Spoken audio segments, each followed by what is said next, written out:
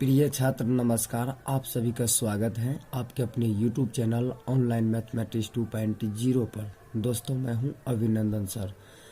तो आज हम लोग इस वीडियो में पढ़ने वाले हैं वास्तविक संख्या यानी रियल नंबर क्लास 10 एनसीईआरटी। इनके वास्तविक संख्या क्या होता है दोस्तों, उनका यह इंट्रोडक्शन वीडियो है। इसमें हम लेक्चर वीडियो जानेंगे, इससे संबंधित कैसे इसका थियोरिकल होता है, क्या प्रश्न आते हैं, किस टाइप का प्रश्न पूछे जाते हैं। आज इस लेक्चर भाषा में हम बात करने वाले हैं। तब फिर हम एनसीईआरटी का एक्सरसाइज 1.1 का प्रश्न सॉल्व करवाएंगे। तो चलिए आज देख लेते हैं इसका लेक्चर क्या है। जैसा कि उदाहरण तौर पर देखते हैं, पहला क्वेश्चन है, ध्यान देंगे। उदाहरण का पहला क्वेश्चन है, इसको कैसे सॉल्व करते हैं हम लोग। जैसे कि क्वेश्चन दर्शाया गया है, जो दर्शाइए कि प्रत्येक धनात्मक सम पूर्णांक 2q के रूप का होता है तथा प्रत्येक धनात्मक विषम पूर्णांक 2q + 1 के रूप का होता है जहां q कोई पूर्णांक संख्या है। यानी यह सवाल कहता है आपसे, जो दर्शा के बताइए प्रत्येक धनात्मक सम संख्या क्या 2q के रूप का होगा या फिर 2q + 1 के रूप का हो सकता है। तो हो सकता है, तो पर कैसे दर्शा के आप बताइए। ठीक है, तो चलिए इसको देख लेते हैं। जैसे कुछ हम बता रहे हैं दोस्तों, उस पर ध्यान देंगे तो कैसे इसको सॉल्व करते हैं ध्यान देंगे। जैसे मान लेते हैं कोई संख्या हो, अगर उसमें 2q लगे या फिर 3q लग जाए शुरू में, चाहे 4q हो चाहे 5q हो, तो उस स्थिति में हमेशा हमें क्या मानना है, इसको भाजक में जो लेना है। अगर 2 रहे तो 2 लिखना है, ठीक है ना। मान लेते कोई संख्या है a, भागफल आया हमें q और शेषफल आ गया कितना r। तो हम लोग जानते हैं फॉर्मूला में इसको क्या बोलते हैं, भाजक बोलते हैं। इसको क्या बोलते हैं, भाज्य बोलते हैं। इसको क्या बोलते हैं, भागफल बोलते हैं। इसको क्या बोलते हैं, शेषफल बोलते हैं। तो ध्यान देंगे, इसको भाजक कहते हैं, इसे भाज्य कहते हैं, इसे भागफल कहते हैं, इसे शेषफल कहते हैं। जैसे फॉर्मूला के अकॉर्डिंग हम जानते हैं इसको, जो कैसे लिख पाते हैं। जैसे ये है भाज्य बराबर, हम लोग लिखते हैं भाज्य बराबर क्या होता है, भाजक गुना भागफल प्लस शेषफल होता है। क्या होता है, भाजक गुना भागफल प्लस शेषफल होता है। जैसे a बराबर यानी भाजक बराबर हम लिखेंगे 2q + r, ऐसे 2q प्लस का r हम लिखेंगे। तो यही आपका फॉर्मूला आता है जो हम लोग पढ़ते हैं, a बराबर bq प्लस का r जो होता है, यही फार्मूला पर होता है। तो ध्यान देंगे दोस्तों, फार्मूला कैसे तैयार करना है, हमेशा लिखना है पहले भाज्य बराबर भाजक गुना भागफल प्लस का शेषफल होता है। जैसे एग्जाम्पल तौर पर जान लेते हैं, अगर मान लेते हैं कोई संख्या 7 है, ठीक है ना, उससे भाग देते हैं हम 4 से, तो कितना बार में जाएगा, 1 बार में जाएगा। 4 एकम 4, तो यहाँ कितना बचा, 3 बचा। तो इससे हमें ये साबित होता है, जो किसी भी संख्या में अगर हम भाग देते हैं, ध्यान दें, किसी भी संख्या में अगर हम भाग देते हैं तो ये जो आता है हमें शेषफल, ये जो शेषफल आता है हमेशा भाजक से ही छोटा होता है। भाजक से क्या होता है, हमेशा छोटा होता है। तो इस बात पर आप ध्यान देंगे, छोटा होता है हमेशा, ठीक है। तो जैसे अगर आपसे कोई पूछे ये शेषफल यानी r बराबर इसका मान कितना संभव हो सकता है, तो इनसे एक छोटा यानी क्या क्या हो सकता है, एक तो 0 हो सकता है, 1 हो सकता है, 2 हो सकता है, यानी 3 हो सकता है। हमेशा भाजक से कम कितना r का मान संभव हो सकता है, यानी शेषफल। तो ये दोस्तों आपको इस तरह से रिकॉर्डिंग कर लेना है। कोई भी हो, अगर 2q लगा हुआ तो उसे भाजक में 2 रखेंगे, 3 रहे तो 3 मानना है, 4 रहे तो 4 मानना है। कोई भी प्रश्न में हो उसे हमेशा भाजक में ही रखेंगे, ठीक है। चलिए देख लेते हैं सवाल पर। जैसा कि सवाल पर आप देख रहे हैं दोस्तों, क्या दिया गया है 2q, तो हमने क्या मानेंगे, इसको भाज्य मानेंगे नहीं। तो हमने बताया आपको कोई संख्या है जिसे क्या करना है, इसे भाजक को 2 मान लेंगे, ठीक है। भाज्य कितना है ए है। जैसे मान लेते हैं भागफल कितना आ गया क्यूब और शेषफल कितना आ गया आर आ गया। तो आर आ गया तो यानी इसको फिर लिखना है तो कैसे लिखेंगे, ए बराबर लिखना है भाजक गुना भागफल प्लस शेषफल होता है, यानी 2 क्यूब प्लस का आर होता है। यही आपका फॉर्मूला हो गया और इसी के रिकॉर्डिंग आज अभी सवाल बनाएंगे। तो क्या हमने आपको बताया भाजक से हमेशा भागफल क्या होता है, छोटा होता है उनका मान। तो क्या आप बता सकते हैं आर के लिए संभव मान के कितना हो सकता है इसके लिए? हाँ, आर का मान संभव हो सकता है क्या है, 1 0 हो सकता है, 1 2 हो सकता है, क्योंकि इससे कम तो आर का मान 2 ही ना संभव हो सकता है। 3 तो ज्यादा हो जाएगा ना, 2 तो बराबर हो जाएगा ना। हमने क्या बोले, भाजक से हमेशा भागफल का यानी शेषफल का जो होता है मान हमेशा कम होता है। ठीक है, इससे आप ध्यान रखेंगे। तो आर बराबर 2 मान संभव है, 2 मान हम ले सकते हैं। चलिए, जैसे हमें बनाना है तो इसको कैसे बनाएंगे, तो लिखना होगा भाजक बराबर 2 मानेंगे, भागफल कितना मानना है, क्यू मानना है, और घनात्मक पूर्ण संख्या या पूर्णांक संख्या ए मानना है, और शेषफल आर मानना है। ये जो हम लिखे हैं दोस्तों, जितना यहाँ पर किए गए हैं उसी सबको हमने यहाँ पर लिखे हैं। तो अब क्या करना है आपको ध्यान देंगे, यानी जो था, यानी भाजक कितना था हमें 2 तो 2 ले लिए, भागफल कितना था हमें क्यू तो क्यू ले लिए, धनात्मक पूर्णांक क्या था ए तो ए ले लिए, और शेषफल हमें कितना निकला आर तो आर ले लिए। अब हमें क्या करना है, यहाँ पर पुट कर देंगे ए बराबर, यानी इसी को लिखते हैं यहाँ पर ए बराबर 2 क्यूब प्लस का आर, इक्वेशन नंबर फर्स्ट, इसे इक्वेशन नंबर फर्स्ट मान लेंगे। ठीक है, और आर का वैल्यू कितना संभव है, 1 0 और 1, इस पर पुट कर देंगे और हमें दर्शाया पता हुआ चला जाएगा जो कौन कैसा लिखा जा सकता है। तो जैसे यहाँ पर हम लिखेंगे समीकरण 1 में आर बराबर 0 और 1 रखने पर यानी समीकरण 1 जो है इसमें आर बराबर एक बार 0 पुट करेंगे, एक बार क्या करना है 1 पुट करना है। ठीक ना, चलिए देख लेते हैं अगले पृष्ठ में।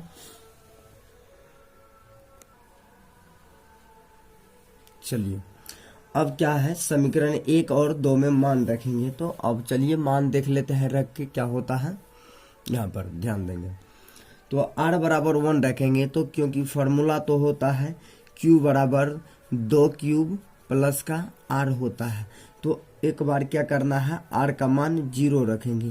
तो आर का मान 0 जब रखेंगे तो ए बराबर क्या हो जाएगा 2 क्यूब अब प्लस आर के जगह पर कितना रखना है 0 रखना है, यानी आप कहेंगे ए बराबर क्या हो जाएगा 2 क्यूब हो जाएगा। यानी पहला मान हमने पुट किए तो हमें क्या निकलेगा, ए बराबर 2 क्यूब निकलेगा। ठीक है, अगला है जो आर बराबर 2 रखने पर। ठीक है, आर बराबर कितना 1 रखने पर, क्योंकि 0 तो रख चुके हैं ना, अब 1 रखेंगे तो फिर से लिखना है वही फॉर्मूला, ए बराबर 2 क्यूब प्लस का आर होता है।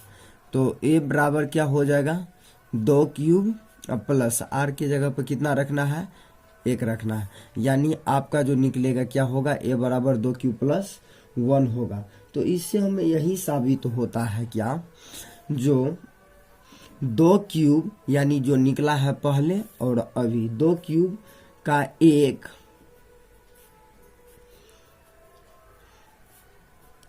भी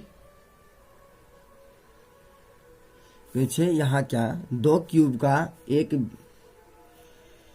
गुणनखंड 2 है, अतः दूसरा का क्या है, क्योंकि 2q का एक गुणनखंड क्या हो सकता है, केवल 2 ही हो सकता, कोई ऐसा संख्या तो नहीं है जो इसका कोई गुणनखंड होगा। चलिए दूसरा का क्या है, 2q प्लस का 1। तो हमें इसे क्या करना है, लिखेंगे यहाँ पर, अतः 2q प्लस 1 का 2 गुणनखंड नहीं है, 2 गुणनखंड नहीं है। तो इससे हमें यही साबित होता है जो 2q का एक गुणनखंड केवल 2 है और 2q प्लस 1 का 2 गुणनखंड नहीं है। तो इससे हमें यह साबित होता है, सवाल जो कह रहा था, क्या आप देख सकते हैं पहले में सवाल आपको क्या कर रहे थे, यहाँ ध्यान देंगे। सवाल था यानी दर्शाइए कि प्रत्येक धनात्मक पूर्णांक 2q के रूप का होता है तथा प्रत्येक धनात्मक विषम पूर्णांक 2q प्लस 1 के रूप का होता है। तो यहाँ इससे यही साबित होता है जो 2q प्लस 1 का कोई 2 गुणनखंड नहीं हो सकता है। ठीक है दोस्तों, तो ये सवाल ऐसे आप बना सकते हैं। कोई बात नहीं, अगर समझ में नहीं आए तो चलिए दूसरा देख लेते हैं, आपको समझ में जरूर आएंगे। चलिए अगला प्रश्न है, दर्शाइए कि धनात्मक विषम पूर्णांक 4q प्लस 1 या 4q प्लस 3 के रूप का होता है जहां q एक पूर्णांक संख्या है। यानी वही सवाल है, फिर से कहता है दर्शाइए कि धनात्मक विषम पूर्णांक 4q प्लस 1 या 4q प्लस 3 के रूप का होता है जहां q क्या है, एक पूर्णांक संख्या है। तो हमने आपको क्या बताया है, अगर किसी भी संख्या में 4q यहाँ हो, चाहे 5q हो, चाहे 2q हो, तो उसे हमेशा क्या मानते हैं, भाजक मानते हैं। और भाज्य क्या होता है, a मान लेते हैं। कोई संख्या ऐसा है जिसका भागफल क्या आया है, q आया है, और शेषफल उसका कितना हो गया, r हो गया। तो फॉर्मूला तैयार करेंगे इसका कैसे, तो बताए थे भाजक बराबर, यानी a बराबर आप लिखेंगे 4q प्लस r, यानी भाजक गुना भागफल प्लस शेषफल होता है, यानी 4 और प्लस का r हो जाएगा। यही आपका रहा फॉर्मूला। और इस पर क्या करना है, आपको देखना है, हमने आपको बताए थे भाजक, यानी भाजक से हमेशा शेषफल का जो मान होता है कम होता है। यानी r के लिए कितना मान इसका संभव हो सकता है, तो आप कहेंगे सर एक तो 0 होगा, दूसरा 1 होगा, तीसरा 2 होगा, तीसरा 3 होगा।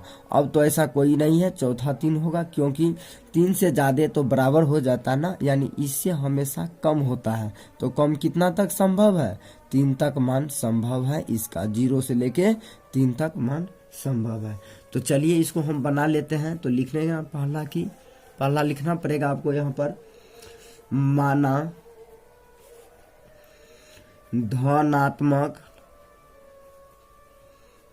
धनात्मक विषम पूर्णांक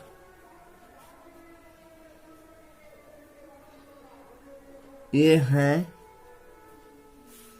और भागफल q है। और हमें लिख देंगे, माना कि धनात्मक विषम पूर्णांक क्या था, a था, और भागफल क्या था, q था, और शेषफल r, और भाजक तो 4 आप जानते ही हैं। तो चलिए इनको हम देख लेते हैं, r का मान जितना संभव है इस पर हम पुट कर लेते हैं। तो पहला हम लिखेंगे, यानी a बराबर 4q प्लस का r। तो 4q प्लस का r लिखे ना। तो अब क्या करना है, r का वैल्यू एक बार 0 रखेंगे। तो r बराबर अगर 0 रखते हैं तो क्या हो जाएगा, a बराबर 4q प्लस का r का वैल्यू 0 रखेंगे, यानी आप कह सकते हैं a बराबर कितना होगा, 4q होगा। ठीक है दोस्तों, समझ रहे होंगे। यानी एक बार r का वैल्यू क्या रखे हैं, 0 रखे हैं, तो a बराबर क्या हो जाएगा, 4q प्लस r की जगह पर 0 हमने रखे। ठीक है, तो इस तरह से इसका मान निकल के आएंगे। अब अगला है जो r का वैल्यू 2 रखने पर है, r का वैल्यू 1 रखेंगे। तो r का वैल्यू जब 1 रखते हैं तो 1 रखिएगा तो क्या होगा, यानी a बराबर 4 क्यूब प्लस का r। तो यानी a बराबर क्या हो जाएगा 4 क्यूब, r का वैल्यू रखेंगे 1। तो यानी जो सवाल बोल रहे थे जो 4 क्यूब प्लस 1 का, ध्यान देंगे यहाँ पर सवाल क्या कह रहा था, पूर्णांक में 4 क्यूब प्लस 1 या 4 क्यूब प्लस 3 के रूप को होता है। तो जी इससे हमें यही पता चलता है, अगर हम मान पुट करते जाएं तो क्या इस तरह के रूप में दिखाई पड़ रहे हैं कि नहीं पड़ रहे हैं। तो क्या आप कह सकते हैं ना यह इस रूप का हो सकता है, जी बिल्कुल ठीक है। तो आप इसी तरह से 2 मान पुट कर लेंगे, फिर यहाँ पर r बराबर 2 कर सकते हैं, फिर उसके बाद 3 करेंगे, तो जो सवाल कर रहे थे ना वही हो जाएगा फिर से। तो यानी आपको लिखना होगा यहाँ पर, यहाँ 4 क्यूब प्लस 1 अब 4 क्यूब प्लस 3 2 से पूर्णतः विभाजित नहीं है। बस इसका आंसर यही हो गया।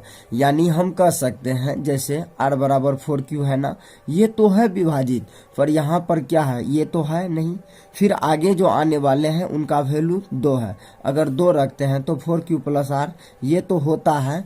फिर इसको हम देख रहे हैं ना, 3 रखेंगे तो क्या हो जाएगा 4 क्यूब प्लस का यहाँ 3 4 3 7, यानी 2 से तो पूर्णतः सभी संख्या विभाजित तो नहीं होता है, इसीलिए लिखेंगे यहाँ 4 क्यूब प्लस 1 4 क्यूब प्लस 3 2 से पूर्णतः विभाजित नहीं है। तो बस आपको दर्शाना था और इसी तरह से आप दर्शा देंगे। तो दोस्तों मैं उम्मीद करता हूँ आप इस तरह के प्रश्न को सॉल्व कर सकते हैं। चलिए देखते हैं अगला, जो कि एल्गोरिथम प्रयोग के नियम से, यूक्लिड विभाजन के नियम से कैसे भाग करते हैं हम लोग, उसका कुछ उदाहरण देख लेते हैं। देखिए दोस्तों 420 और 130 का एचसीएफ निकालना है यूक्लिड विभाजन से, यानी एल्गोरिथम नियम से। तो इसको कैसे बनाते हैं, चलिए इनको देख लेते हैं। तो जैसे अगर प्रश्न दे इस टाइप का, तो एचसीएफ निकालने के लिए एल्गोरिथम नियम से तो क्या करना है दोस्तों, आपको बनाने से पहले आपको ये दर्शाना होगा जो ये दोनों संख्या में कौन बड़ा है। तो कौन बड़ा है, जो बड़ा रहेगा उधर का एरो लगा देंगे, यानी इससे ये साबित होता है इस संख्या से क्या है, यह बड़ा है, ठीक है ना। और यहाँ पर बनाने से पहले आपको क्या लिखना होगा, क्योंकि एल्गोरिथम नियम यानी यूक्लिड विभाजन के नियम है, इसे भाग देकर ही आपको पता करना होता है, यानी तब तक भाग देंगे जब तक शेषफल 0 न हो जाए, ठीक है। तो इसका रफ का इस्तेमाल करना पड़ता है। चलिए हम यहाँ पर ही रफ कर लेते हैं आपको समझने के लिए, ठीक है। चलिए तो हमने क्या किए हैं, इन दोनों में से जो बड़ा था पहले उसको दर्शा दिए, ठीक है। और यहाँ पर लिखना होगा आपको यूक्लिड विभाजन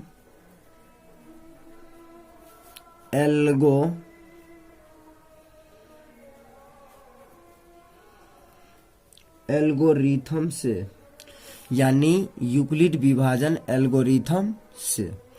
अब क्या करना है, जो संख्या बड़ा है उसमें भाग देते हम। तो भाग देंगे, यानी 420 में किससे भाग देना है, हमें 30 से भाग देना है। तो चलिए रब्त का इस्तेमाल कर लेते हैं। रब्त का इस्तेमाल करके उसके बाद हमें यहाँ पर निकालना पड़ता है। तो क्या 130 से भाग देंगे तो कितना बार में जाएगा, यानी 130, यानी 3 बार में जाएगा। अगर 3 बार में जाता है तो 130 गुना 3 करेंगे तो आपको आएगा 390, ठीक है। और 0 में से 0 गया 0, यानी 12 में से 9 गया 3, ये हो गया 0, यानी 30 हो गया ना। अब आपको क्या करना है, यहाँ पर लिखना है। तो हमने आपको क्या बताए थे, जो पहले लिखेंगे भाजक, यानी फर्स्ट चरण में पहले लिखना है 420 बराबर भाजक बराबर लिख दिए, यानी भाज्य गुना भागफल प्लस का होता है शेषफल, यानी आपको लिखना होगा 130 गुना 3, अब प्लस का कितना हो जाएगा 30 हो जाएगा। समझ रहे हैं दोस्तों कैसे हमने लिखे हैं, यानी भाज्य बराबर लिखेंगे भाजक गुना भागफल प्लस शेषफल। ये तब तक भाग देना है जब तक भागफल में 0 नहीं आ जाए। आप यहाँ पर लिख भी सकते हैं जहाँ शेषफल 0 नहीं है। ठीक है, चलिए अब दूसरा चरण में देख लेते हैं इसका। अब जो संख्या था शेषफल उसे बनाएंगे भाजक और इससे पहले जो संख्या था उसे बनाएंगे भाग, यानी 390 में भाग देना है।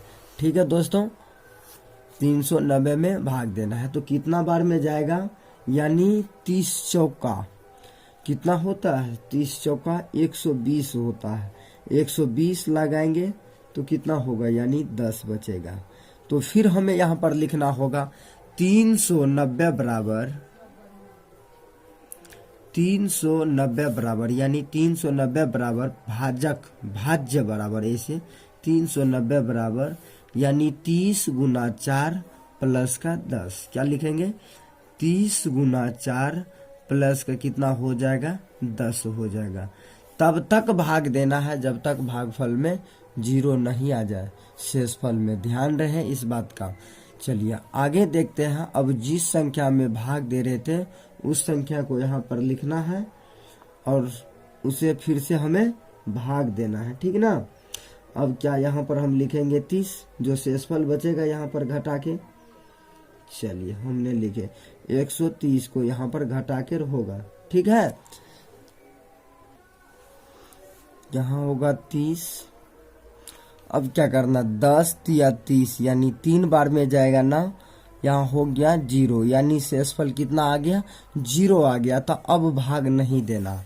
तो तीसरा चरण में हम लिखेंगे क्या, तीसरा चरण में हमें लिखना है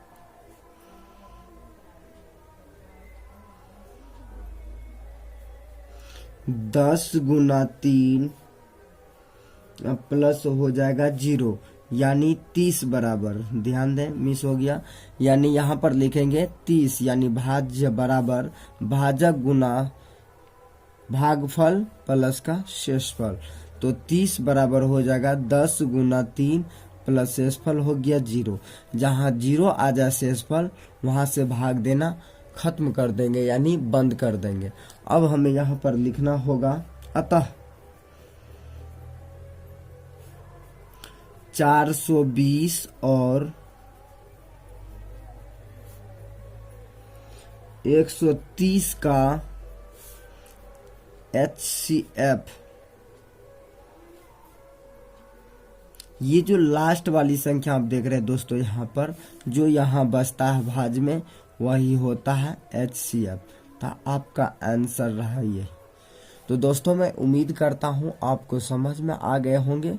इनको थोड़ा रफ में ही करना पड़ता है। आप इसे भाग दें, तब तक भाग देना है जब तक 0 नहीं आ जाए, क्योंकि यूक्लिड विभाजन एल्गोरिथम नियम का मतलब होता है इसे भाग देकर ही बनाना पड़ता है। क्योंकि रफ जब तक नहीं करेंगे तो आपको पता नहीं चलेगा शेषफल कहाँ 0 आने वाले हैं। ठीक है, तो इस तरह से कोई भी प्रश्न हो तो आप एल्गोरिथम नियम से इस तरह से बना सकते हैं। तो चलिए अगला प्रश्न देख लेते हैं। एक और देखिए, क्वेश्चन कहता है n के किसी मान के लिए संख्या 4n शून्य पर समाप्त होती है तो वह 5 से विभाजित होती है। यानी ये प्रश्न का कहना है n के किसी मान के लिए, यानी 4 पर पावर जो n है इनके लिए बात कर रहा है। यानी n के किसी मान के लिए 4 पे पावर n यानी शून्य पर समाप्त होता है। ऐसा कोई संख्या है जो n के मान अगर शून्य पर समाप्त होता है तो क्या वह 5 से विभाजित होगा। प्रश्न का कहना यह है, अगर कहीं शून्य पर ही समाप्त है तो क्या n का वैल्यू ये 5 से विभाजित है तो पर कैसे, मत जरा सोचिए आप। क्या अगर 4 पे पावर n है, क्या मैं n का मान 1 रख दूं, n का मान 1 रख दूं तो कितना होगा, 4 ही होगा ना। तो अगर n का वैल्यू मैं 2 रख दूं तो कितना हो जाएगा, 16 हो जाएगा ना। यानी n के मान कोई ऐसा है जो शून्य पर समाप्त होता है, नहीं ना हो रहा है। n मतलब क्या हो गया, प्राकृतिक संख्या यानी गिनती की संख्या को प्राकृतिक संख्या कहते हैं। n के मान कुछ भी बैठाएंगे तो ऐसा कोई संख्या है जो n के लिए 0 होता है यानी शून्य पर समाप्त होता है? ऐसा तो बात नहीं है, नहीं ना हो रहा है ना। तो कहता अगर होता है तो वह 5 से विभाजित है। तो हमें इसको क्या करना है, बनाते क्रम में ध्यान दें कैसे लिखना है। यानी इसको हम ऐसे लिख सकते हैं 4 पे पावर n बराबर 2 गुना 2, उन पर पावर n दे दें। यानी 4 को हम ऐसे लिख सकते हैं क्या, 4 को 2 गुना 2 उन पर पावर n दे दिए तो यानी 4 पर 2 पर भी पावर है और इस पर भी पावर है। तो पूरे को करेंगे तो फिर से 4n हो जाएगा ना, हो जाएगा। अब क्या करते हैं, इसको ऐसे लिख दें यानी 2 पे पावर 2 उन पर पावर हो जाएगा n हो जाएगा ना। तो यानी इसको हम लिख सकते हैं 2 पे पावर 2 n। यानी n का ऐसा कोई मान नहीं है जो शून्य पर ही समाप्त होता है। यानी लिखना पड़ेगा आपको यहाँ पर, यहाँ अभाज्य गुणनखंड केवल 2 ही है या 2 ही हो सकता है। बस केवल इसका आंसर यही होगा। क्या होगा, क्योंकि हम देख रहे हैं n का मान तो ऐसा कोई है नहीं यहाँ पर, तो आपको चेकअप करके मैंने बता दी जो कोई ऐसा संख्या नहीं है जो n का मान शून्य पर ही समाप्त होगा। तो यानी इसको हम ऐसे लिख सकते थे 4 को, ठीक है। फिर इसको मैंने 2 पर पावर 2 यानी पावर n लिख दी और इस पर भी इसको हम पावर ऐसे लिख सकते हैं। यानी देख रहे हैं n का मान ऐसा कोई नहीं है जो शून्य पर समाप्त होता है। तो नहीं अगर होता है समाप्त तो हम इसको क्या कर सकते हैं, यानी लिख सकते हैं यहाँ अभाज्य संख्या गुणनखंड, यहाँ अभाज्य गुणनखंड केवल 2 ही हो सकता है क्योंकि अलावा तो कोई ऐसा संख्या है नहीं जो 5 से पूर्णतः विभाजित होगा। तो यानी हम लिख सकते हैं ये बात, ठीक है। तो दोस्तों मैं उम्मीद करता हूँ इस टाइप का प्रश्न आप कोई भी बना सकते हैं एल्गोरिथम से। यानी ये लेक्चर सवाल था। अगर दोस्तों मेरे वीडियो अच्छे लगे तो आप ज़रूर लाइक करें और अपने दोस्तों के पास शेयर करें, क्योंकि शुरुआत में कोई भी चैनल हो उसे मदद का और हेल्प का जरूरी पड़ता है और आप लोग का ही प्यार, मोहब्बत, सम्मान, लाइक, सब्सक्राइबर हमें मोटिवेशनल करते हैं वीडियो अपलोड करने के लिए और बनाने के लिए। तो दोस्तों और आप सभी से भाई प्लीज़ रिक्वेस्ट है अपने अपने फ्रेंड के पास ज़रूर शेयर करें और हो सके अगर आपको अच्छे लगे कुछ कंटेंट तो ज़रूर लाइक सब्सक्राइब कर दें। वीडियो देखने के लिए धन्यवाद। फिर मिलते हैं हम लोग अगले वीडियो में। Exercise 1.1 NCERT class 10। Thank you. जय हिंद, जय भारत।